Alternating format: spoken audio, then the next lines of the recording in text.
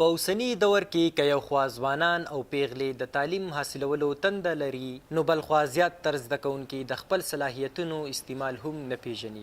په دې هکله زده کوونکي څه داسې تاثر لري. دې نه مخکې زه په ازهر یونیورسټي کې وم، هلته کې هم زما اډمیشن چې و په سایکالوجي ډپارټمنټ کې و. د سایکالوجي ډپارټمنټ نه زه بیا دې خوا ځکه رالم چې هغه ډپارټمنټ هم خو بهرحال زما جرنالیزم لکه مطلب کوم صحافت ته کومه شعبه چې دې سره زما شوق و، نو بیا ما هغه اډمیشن کینسل کړ، بلکې یو سیمسټر مې وي بیا مې هغه کینسل کړ. چې زه په خپله ما بل ډپارټمنټ کې اډمیشن کړی و، بیا زما چې کوم مشران وو کوم ملګري وو سینیر وو نو هغوی زه پوه کړم. زموږ ایجوکیشن سیستم چې دی هغه دومره زیات نه دی صحیح نه.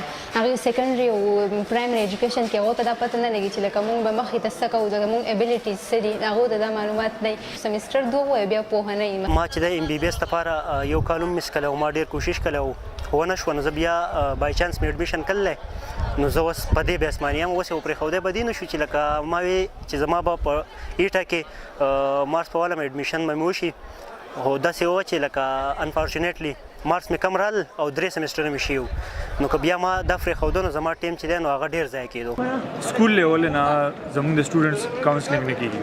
پکار ده چې سکول لیول نه یو سټوډنټ ته دا ویلی کېدی چې یاره ته په دې فیلډ کې ښایي. د ماهر نفسیاتو په حواله د دې ستونزې حل مناسب کریر کاونسلینګ نه کېدل دي. واقعي زمونږ په د ایجوکیشن سیستم کې ډېر زیات داسې مسایل دي، داسې پرابلمز دي چې د هغې د وجې نه د سټوډنټ هغه پراپر کاونسلینګ ونه شي د وخت نه، او هغه ته خپل دننه چې کوم په هغه کې صلاحیتونه دي یا د هغه کم استعداد دی د هغې هغه ته د سره اندازه ونه شي.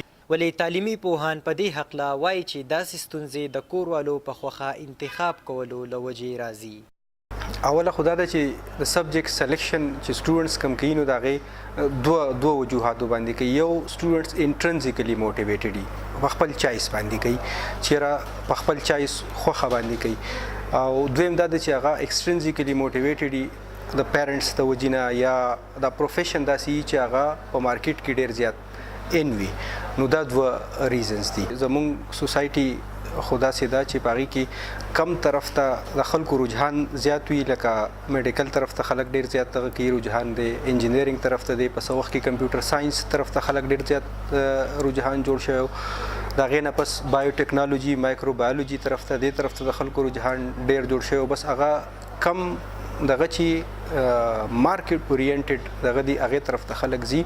اصل کې په دې کې انټرنزیکل موټیویټډ خلک چې کوم دي نو هغه ډېر کم دي. د پوهانو د وینا مطابق که په هر ښوونځي او پوهنتون کې زده کوونکو ته کریر کاونسلینګ میلاو شي نو داسې ستونزې به یو لوی حده پورې کمې شي. جنید ابراهیم، پی پوسټ، پاکستان.